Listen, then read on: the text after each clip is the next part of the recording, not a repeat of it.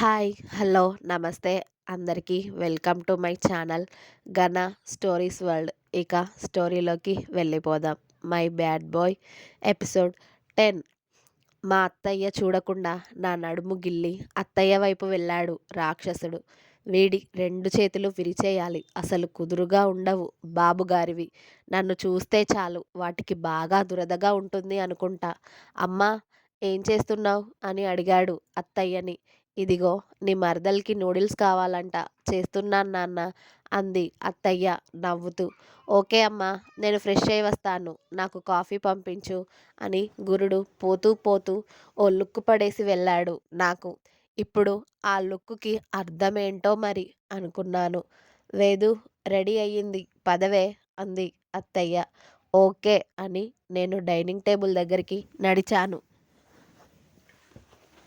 అప్పుడే శౌర్య బావ, చరణ్ బావ కూడా ఆఫీస్ నుండి వచ్చి, వేదు హాయ్ రా, ఏం చేస్తున్నావు అని అడిగారు. నా కోసం అత్తయ్య నూడిల్స్ చేసిందోచ్ అన్నాను. ఓ, అయితే మాకు కూడా అమ్మా అంటూ వాళ్ళిద్దరూ వచ్చి డైనింగ్ టేబుల్పై సెట్ అయ్యారు. అత్తయ్య వచ్చి మాకు ముగ్గురికి ప్లేట్స్లో వేసి ఇచ్చి, మీరు తింటూ ఉండండిరా, అన్నయ్యకి కాఫీ కావాలి అంట, నేను ప్రిపేర్ చేస్తాను అంది అత్తయ్య మళ్ళీ కిచెన్లోకి వెళ్తూ. అవును, అన్నయ్యని కూడా పిలవకపోయావా వేదు అన్నాడు చరణ్ బావ. దేనికి అన్నాను నేను నా నూడిల్స్ని చక్కగా ఎంజాయ్ చేస్తూ తింటూ. దేనికి ఏంటి, అన్నయ్య కూడా తినేవాడు కదా అని అన్నాడు చరణ్ బావ. మీ అన్నయ్య ఇలా మనుషులు తినేవి తినడులే, మేకల ఆకులు అలమలు తింటాడు కదా, ఆయనకి ఇలాంటివి నచ్చవులే అన్నాను. వేదుగా, అన్నయ్య విన్నాడనుకో నీ పరిస్థితి ఏంటో ఒక్కసారి ఊహించుకో అన్నాడు చరణ్ బావ. హా, ఇప్పుడు నా మాటలు మీ అన్నయ్య వినే ఛాన్స్ లేదులే, ఎందుకంటే ఆయన గారు జలకాలు ఆడడానికి వెళ్ళారు అన్నాను. అప్పుడే అత్తయ్య వచ్చి నా తల మీద ఒక్కటి వేసి, నీకు రుద్ర అంటే మరీ భయం లేకుండా పోతుందే, చెప్తాను ఉండు వాడికి నీ సంగతి అని. నేను నూడిల్స్ తినడం అయిపోవడంతో, ఇదిగో మీ బావకి ఈ కాఫీ ఇచ్చిరా పో అంది.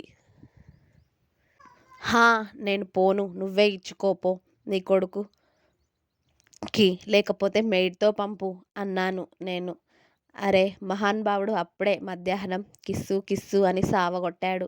ఇప్పుడు దొరికాను అనుకో నా పెదాలను పచ్చడ చేసి కానీ వదలడు. అంత ధైర్యం నాకు లేదమ్మా ఇప్పుడు నేను బావగాడి దగ్గరికి పోవడానికి. అబ్బా, నువ్వే వెళ్ళవే వేదు, నాకు పైకి కిందికి తిరగాలి అంటే కాళ్ళ నొప్పులు అంది అత్తయ్య. హా అని రాగం తీస్తూ, తప్పదా అన్నాను. మా అమ్మ కదూ, వెళ్ళవే అని కాఫీ కప్ నా చేతిలో పెట్టింది అత్తయ్య. ఇక నేను ఆ కాఫీ కప్పు వైపు ఓసారి చూసి కాళ్ళు ఈడ్చుకుంటూ పైకి వెళ్ళాను. మా ఓడు అప్పుడే స్నానం చేసినట్టు ఉన్నాడు, ఫ్రెష్గా కనబడుతున్నాడు. షర్టులెస్గా ఓన్లీ ప్యాంట్ మీద ఉన్నాడు. బావా అని పిలిచా వాడు మిర్రర్లో చూసుకుంటూ ఉంటే. రా అన్నాడు నన్ను చూడకుండానే. ఇదిగో కాఫీ అన్నాను నేను. మధ్యాహ్నం నిన్నేదో అడిగినట్టు గుర్తే నాకు అన్నాడు నా వైపు తిరిగి. దొంగ మొహమోడు, ఇంకా మధ్యాహ్నం మ్యాటర్ మర్చిపోలేదు వీడు. ఏమడిగావు బావా, నాకు గుర్తులేదు అన్నాను నేను అమాయకంగా. నీకు గుర్తు లేకపోతే ఓకేనే, నేను చూపిస్తాను, ఇలా రా అన్నాడు. ఆహాహా, నేను రాను అన్నాను. సరే వెళ్ళవే అన్నాడు ఆ కాఫీ కప్ అక్కడ పెట్టి.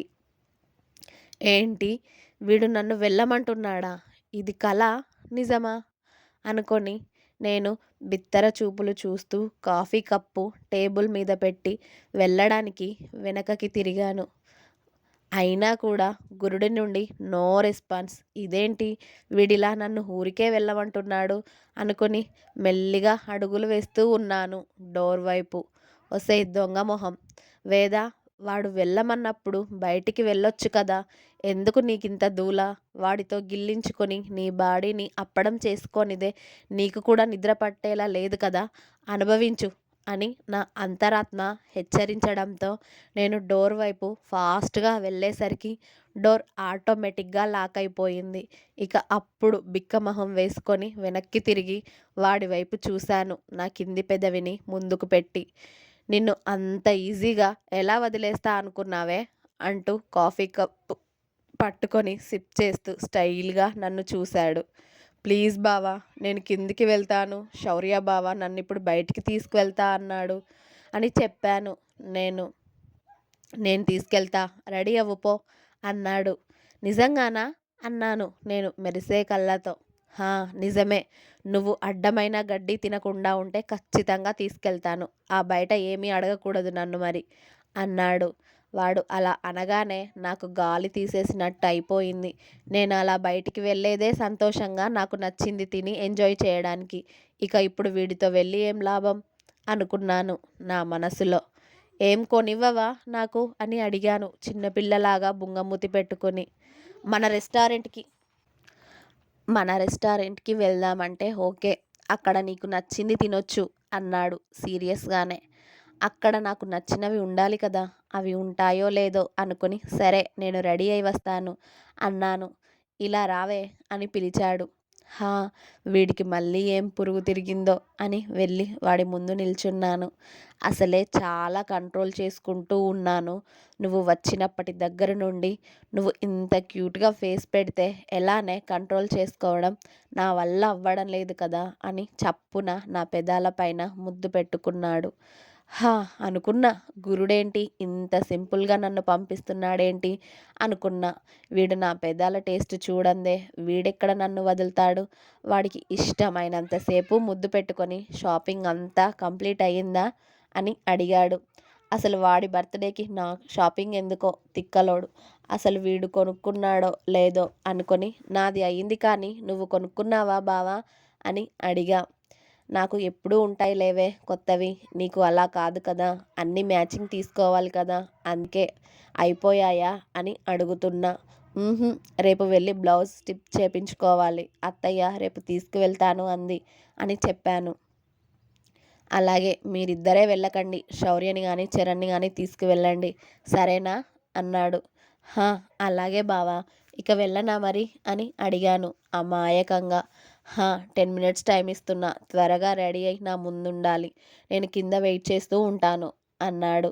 అలాగే అని బుద్ధిమంతురాలులాగా తల ఊపి వాడు డోర్ ఓపెన్ చేయడంతో పరుగున నా రూమ్కి వెళ్ళి జీన్స్ ఇంకా టాప్ వేసుకొని మళ్ళీ కిందికి పరిగెత్తాను నా ఫోన్ పట్టుకొని.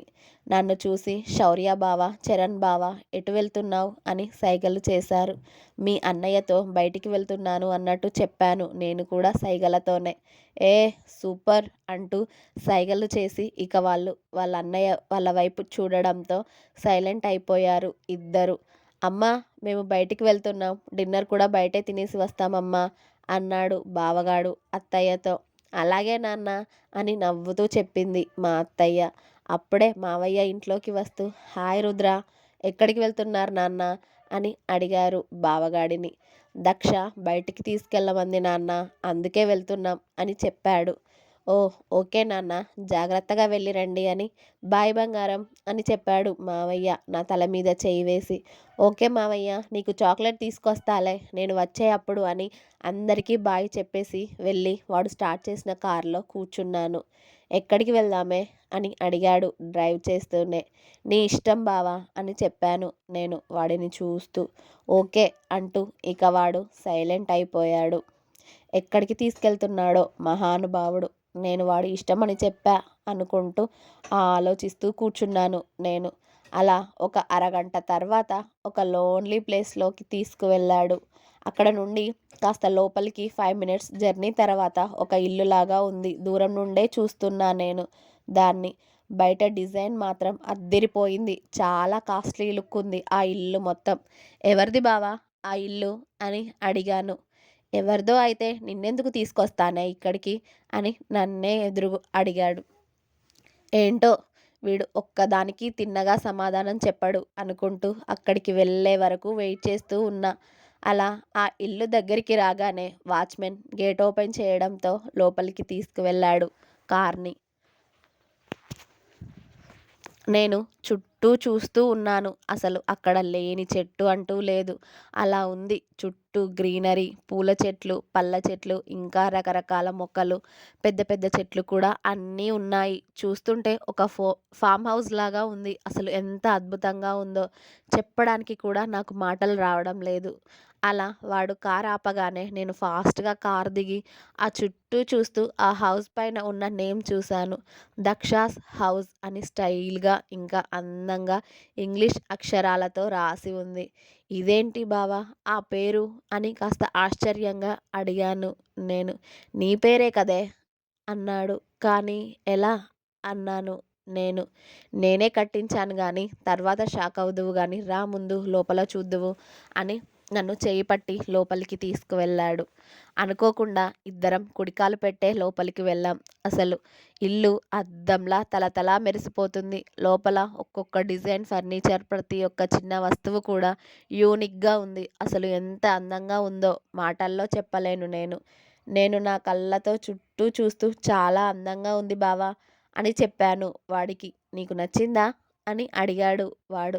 "ఓహ్! చాలా బాగా నచ్చింది బావ" అని చెప్పాను నేను హ్యాపీగా. నా కళ్ళల్లో హ్యాపీనెస్ వాడికి తెలిసిపోయింది అనుకుంటా. "ఇలా రావే" అని పిలిచాడు వాడు. "ఏంటి బావా" అని స్మైల్ చేసుకుంటూనే వాడి దగ్గరికి వెళ్ళి నిల్చున్నా. నా హిప్ మీద చేతులు వేసి వాడి హైట్‌కి ఎత్తుకున్నాడు నన్ను. ఎందుకంటే వాడిని మనం తలెత్తుకుని చూడాలి అందుకే. వాడు అలా ఎత్తుకోగానే నా బుగ్గలు ఎరుపెక్కాయి సిగ్గుతో. వాడు మాత్రం ఏదో తేలికైన వస్తువు ఎత్తేసినట్టు ఎత్తేశాడు నన్ను. వాడి కళ్ళల్లోకి చూడలేక నా కళ్ళు నేలకి వాలిపోయాయి. "దక్షా" అని పిలిచాడు చాలా స్లో వాయిస్‌లో. "హా! బావా" అన్నాను. "ఇది నీకోసమే కట్టించాను. ముఖ్యంగా మన ప్రైవేట్ టైం కోసం" అంటూ నా ముక్కుని కొరికాడు చిన్నగా. బావా నొప్పి" అంటూ ముక్కు రుద్దుకొని వాడి మెడ చుట్టూ చేతులు వేసి "చాలా బాగుంది బావా! చాలా నచ్చింది నాకు. అద్దిరిపోయింది తెలుసా" అన్నాను నేను బ్రైట్‌గా నవ్వుతూ. "మరి ఇంత మంచి సర్ప్రైజ్ ఇచ్చాను కదే నీకు. నాకేం లేదా?" అని అడిగాడు వాడి మీసంతో నాకు గిలిగింతలు రేపుతూ. వాడి మీసం నా మెడ వంపులో రేపుతున్న అలజడికి "బావా ప్లీజ్" అన్నాను వాడి హెయిర్‌లోకి చేతులు పెట్టి. "ఏంటే?" అన్నాడు వాడు అలాగే ఉండి. "బావా నాకు ఏదోలా ఉంది. ప్లీజ్ కిందికి దించు నన్ను" అని అడిగాను మెల్లిగా. "హా! ఓకే" అంటూ నన్ను జాగ్రత్తగా నేల మీదికి ల్యాండ్ చేశాడు. అబ్బో! గురుడు చెప్పగానే విన్నాడే అనుకుని వాడి కళ్ళల్లోకి అలాగే చూస్తూ ఉన్నాను నేను. వాడు నా 2 చెంపల కిందుగా వాడి చేతులు వేసి నా ఫేస్‌ని పట్టుకొని "ఎందుకే అలా చూస్తున్నావు? నన్ను రూల్ చేసే హక్కు, నన్ను బంధించే శక్తి ఈ ప్రపంచంలో ఓన్లీ నీ కళ్ళకే ఉందే. అవి ఆజ్ఞాపిస్తే నేను నీకోసం ఎంత దూరమైనా వెళ్తానే" అని చాలా ఫీల్‌తో చెప్పాడు మావోడు నాకు. అబ్బబ్బబ్బబ్బా! ఏమన్నా చెప్పాడా వీడు? అబ్బా! నేను ఫ్లాట్ అయిపోయానబ్బా వీడికి. ఎన్ని సార్లు పడేస్తాడో వీడు నన్ను. వీడికి ఇలా మాట్లాడడం కూడా వచ్చా? అనుకున్నాను ఫస్ట్ టైం నేను. నేనంటే ప్రేమ ఉందని తెలుసు. కానీ డైరెక్ట్‌గా వీడికి నేనంటే పిచ్చి అని అనుకోలేదు. ఆహా! వీడు నన్ను ఎక్కడో పెట్టేశాడు కదా! పడిపోయానండి మళ్ళీ నేను మా వాడికి. లేవలేనంతగా ఇక పీకల్లోతు ప్రేమలో మునిగిపోయాను. వాడలా చెప్పాక నేను వాడి కళ్ళల్లోకి అలానే చూస్తూ చేతులు చాచాను నన్ను హత్తుకోమని. వాడు ఇక నా ఎముకలు విరిగిపోతాయేమో అన్నంత గట్టిగా నన్ను వాటేసుకొని "ఇల్లు చూస్తావా?" అని అడిగాడు. "హా! చూపించు బావా నువ్వే" అని అడిగాను నేను. "పద" అంటూ నాకు ఇల్లంతా తిప్పి చూపించాడు. స్టెప్స్ ఎక్కి పైన ఉన్న ఒక్కో రూమ్ అన్నీ చూస్తూ వెళుతున్న నాకు ఒక రూమ్ చాలా పెద్దదిగా అనిపించింది. "ఇది ఎవరికి బావా?" అని అడిగా ఆ రూమ్ డోర్ ఓపెన్ చేస్తూ వాడిని. "నువ్వే చూడవే" అన్నాడు వాడు. అంతగా అందులో ఏముందో అంటూ డోర్ ఓపెన్ చేసి చూసి షాక్ అయిపోయాను నేను. పెద్ద సినిమాలలో చూపిస్తారు కదా! చాలా అందంగా డిజైన్ వస్తువులతో. చెప్పాలి అంటే సినిమాల్లో చూపించే దానికన్నా ఇంకా అందంగా ఉందని చెప్పొచ్చు. అంతలా ఉంది. ఆ రూమ్‌లో ఉన్న బెడ్డు, సోఫా ప్రతి ఒక్క వస్తువు కూడా చాలా డిజైన్‌గా ఉన్నాయి. అవి ఇక్కడ దొరికే వాటిలాగా లేవు. ఎక్కడి నుండి తెప్పించాడో మహానుభావుడు మరి. అవన్నీ చూస్తూ, చూస్తూ బెడ్ దగ్గరికి వెళ్ళి వాల్ మీద ఉన్న ఫోటో చూసి షాక్ అయ్యాను నేను. నా కళ్ళు పెద్దవిగా, నా చేతులు ఆటోమేటిక్‌గా నా నోటి మీదకి వెళ్ళిపోయాయి. అంతలా తెరిచేశాను నా నోరు ఆ ఫోటోని చూసి. అది పోయినసారి నా బర్త్‌డే అప్పుడు గుడికి వెళ్ళిన దగ్గర ఫోటో. నేను పట్టు శారీలో ఉంటే వాడు వైట్ షర్ట్, పంచెలో ఉన్నాడు. వాడు నన్ను 2 చేతులతో పట్టుకొని నా నుదిటి మీద ముద్దు పెడుతూ ఉంటే, నేను వాడి మెడ చుట్టూ చేతులు వేసి కళ్ళు మూసుకున్నాను. ఆ ఫోటో అది. అసలు ఎంత బాగుందో! ఆ ఫోటో చూసిన వారు ఎవరైనా మాకు పెళ్లి అయిపోయింది అనుకుంటారు. ఎంత చక్కగా ఉందో మాటల్లో చెప్పలేను. అద్దిరిపోయింది. అది చూసి బ్రైట్‌గా నవ్వుతూ నేను వాడి వైపు చూశాను. ఎలా ఉంది? అన్నట్టు వాడు 2 చేతులు కట్టుకొని కనుబొమ్మలు ఎగరేశాడు నన్ను చూస్తూ. ఇంకా ఉంది. నెక్స్ట్ ఎపిసోడ్ రేపు వస్తుంది. వెయిట్ చేయండి. అలాగే నా స్టోరీ మీకు గనక నచ్చినట్టయితే please like, share, comment and subscribe. 'Ganna stories world'. Thank you.